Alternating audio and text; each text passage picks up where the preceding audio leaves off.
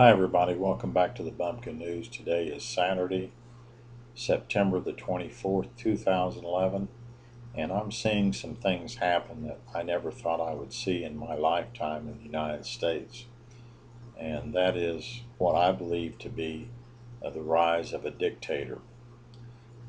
What's the easiest way? I'll say the simplest in that it doesn't require force, armed force. What's the easiest way for a dictator to rise? That is economic distress of a people. When a people are destitute, as the saying is, a dying man will grasp at a straw. When people are hungry, they want help, and they'll sell about anything, even their liberty and their freedom, to continue to live. We've seen that happen in history, and right now in this country, economically, we are depressed and we're going lower. And this is happening because of the actions of government. Now, let's look for a moment at Mr. Obama and what he is doing right now. It's come to our attention that this president has declared more emergencies than any other president in history, and quite possibly more than the accumulation of presidents, at least in modern times. And this is draining the Federal Emergency Management Agency's funding, so that Congress has to pass legislation, which they're involved in as we speak, to replenish the coffers of FEMA, which adds to the deficit we have. And this is a way to drive up the national debt and put us further into economic distress. Another thing we know of now about the Solyndra uh, debacle, where the federal government, the administration, at their behest, gave in excess of $500 million to this green company, which has since filed bankruptcy, and the executives are pleading the Fifth Amendment before Congress.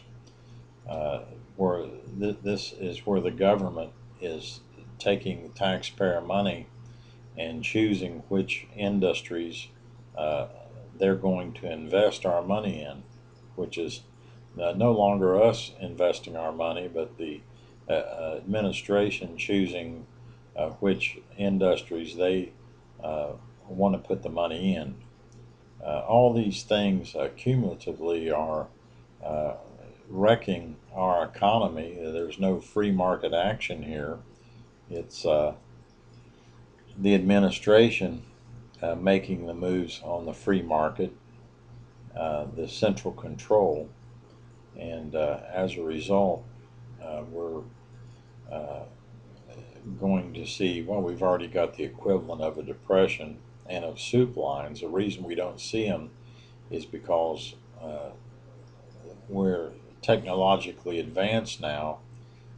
Instead of a soup kitchen or a soup line winding around the corner, now we're just sending the check to their homes or crediting a bank account with funding.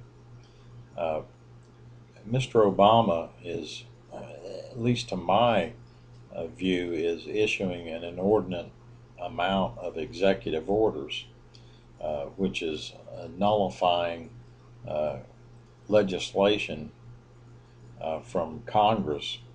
In other words, if uh, the president thinks that he should take a particular action, he issues an executive order, and certain persons or certain businesses are exempted from certain legislation.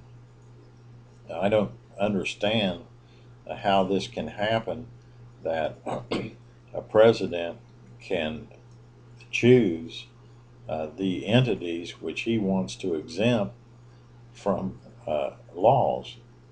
I mean, this could get pretty wild after a while. This uh, is one of my vocal opponents, and I will make them subject to particular laws. But this entity on this side that is one of my supporters, I will exempt them from a particular law, and I will nullify the legitimate functions of Congress. This is beginning to sound like your dictators, as we have now, Castro and Chavez.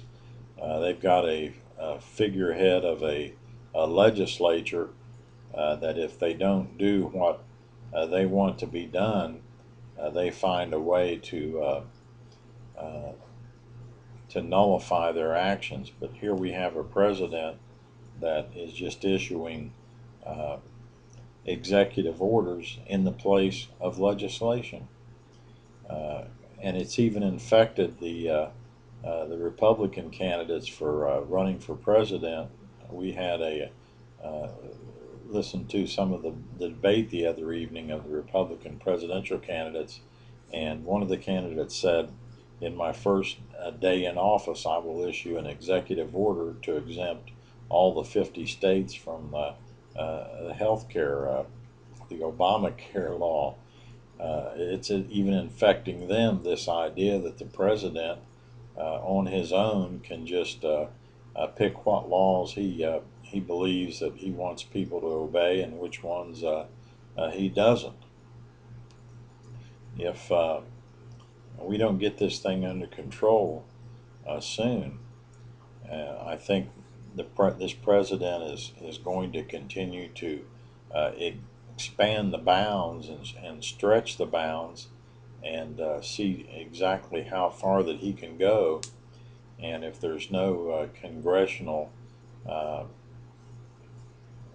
limitation on this, or there's no investigation, or we would advocate impeachment of this president, we could very well wind up with a dictatorship. The closer we get to the election, the further Mr. Obama's poll numbers drop, and the more power he amasses through this vehicle of executive ordering, and Congress giving him a blank check to spend money wherever he wants to spend it. I think that the Republic is in a very dire state right now, and we could very well have a dictatorship.